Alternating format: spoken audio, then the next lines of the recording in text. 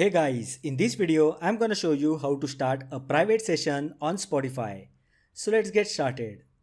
By default, what you are listening to on the Spotify is broadcasted to all your followers under friend activity on desktop. This can be avoided with the private session. First open Spotify app on your mobile.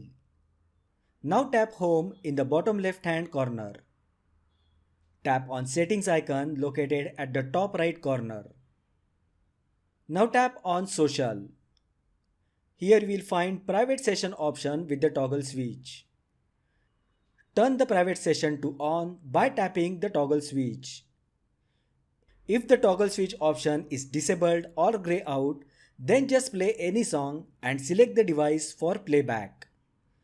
This will enable the private session switch option.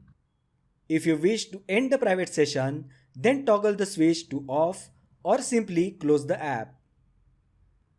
Private sessions allows you to listen to music for as long as you want without your listening activity being displayed to your followers. A private session automatically ends when you close the app or after the long period of inactivity. So that was a short tutorial on how to start a private session on Spotify. If you find the video helpful, then like the video, share with your friends and subscribe to my channel. Thanks for watching and I will see you in the next video.